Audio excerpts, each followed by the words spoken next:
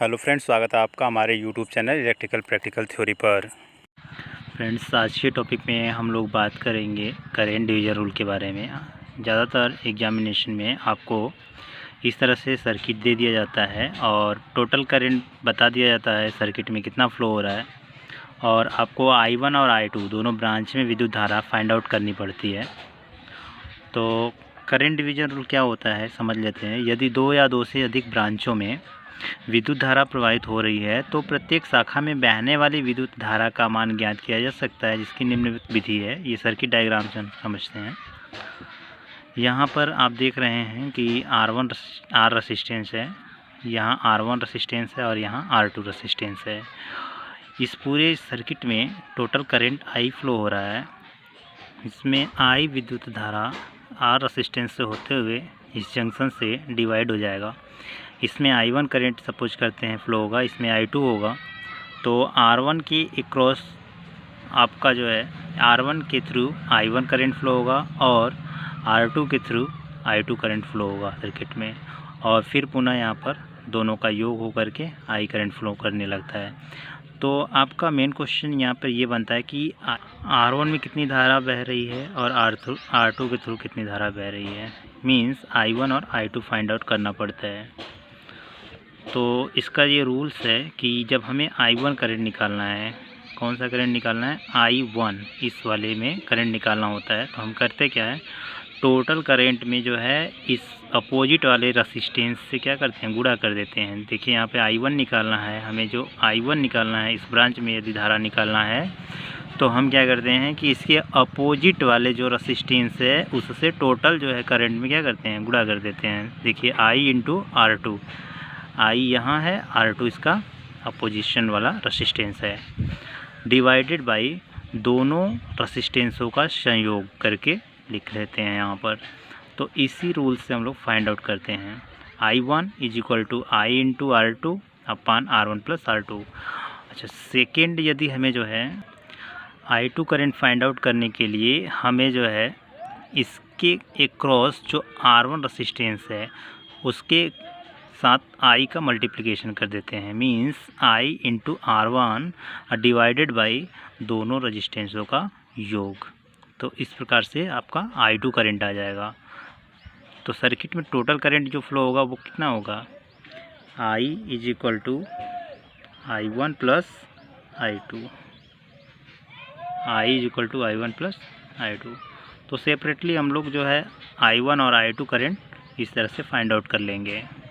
Friends, यहाँ पर जो है नोट्स पॉइंट दिए हैं, इसको ध्यान से आप लोग समझिए। जिस शाखा में विद्युत धारा ज्ञात करना होता है, जिस शाखा में विद्युत धारा ज्ञात करना होता है उसके अपोजिट वाले प्रतिरोध का कुल विद्युत धारा के साथ गुणा कर दिया जाता है। साथ ही साथ दोनों शाखाओं के प्रतिरोध का योग करके डिवाइड कर दिया जाता है। इस प्रकार से विद्युत धारा जिस ब्रांच में हम चाहते हैं हमें मिल जाता है। फ्रेंड्स, एक एग्जांपल क्वेश्चन से हम लोग समझते हैं। यहाँ पर देखिए, एक रेसिस्टेंस ये है और दूसरा रेसिस्टेंस ये है, ये दोनों आपस में पैरेलल में जुड़े हुए हैं। टोटल इस सर्किट में 5 एम्पियर करंट फ्लो हो रहा है। 5 एम्पियर करंट यहाँ से आएगा और यहाँ पर डिवाइड हो जाएगा। फ्रेंड्स, होता है क्या है, जिसका रेसिस्टेंस ज़्यादा होता है उसमें कम करंट फ्लो करता है और जिसका रेसिस्टेंस कम होता है उसमें ज़्यादा करंट फ्लो करती है। ये आपका जो है इस प्रकार से सर्किट में विद्युत धारा प्रवाहित होती है। तो हमें I1 निकालना है, मींस 2 ओम प्रतिरोध में बहने वाली विद्युत धारा निकालनी है।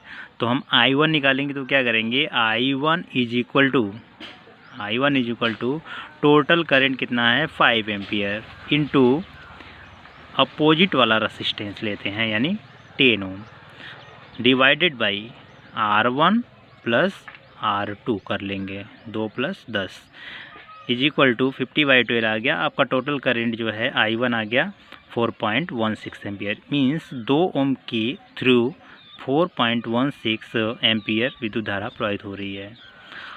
और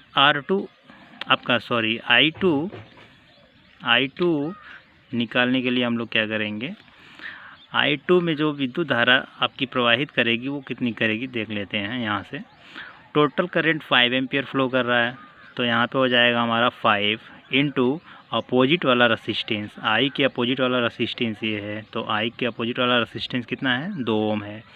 तो यहाँ पे लिख देंगे 2 डिवाइडेड बाई दोनों रेसिस्टेंसों का योग, यानी 2 + 10 आपका हो गया 5 × 2 = 10 डिवाइडेड बाई 12। आपका टोटल I2 करंट जो फ्लो होगा वो 0.84 एम्पियर फ्लो करेगा। टोटल सर्किट में करंट हम लोग देख लेते हैं। I = I1 + I2 होगा KCL रूल के अकॉर्डिंग। सो दैट I1 कितना है 4.16 एम्पियर प्लस I2 कितना है आपका 0.84 ampere = 5 ampere. Means total current हमारा जो सर्किट में 5 एम्पियर था वो I1 + I2 के योग के बराबर है। एक अगला क्वेश्चन और देखते हैं। इसमें 2 रेसिस्टेंस लगा है, ये आपका R1 है, ये R2 रेसिस्टेंस है। इसमें टोटल करंट में जो है, टोटल सर्किट में 8 एम्पियर करंट फ्लो कर रहा है। I1 जो करंट है वो R1 में फ्लो कर रहा है और I2 करंट है R2 में फ्लो कर रहा है। यहाँ पर आप देखिए I1 निकालने के लिए क्या करें, टोटल करंट इंटू अपोजिट वाला resistance, it means 8 × 10 divided by दोनों रेसिस्टेंसों का योग 5 + 10 80/15 हो गया। टोटल करंट कितना फ्लो हुआ I1 में टोटल करंट आपका 5.34 एम्पियर फ्लो हो गया।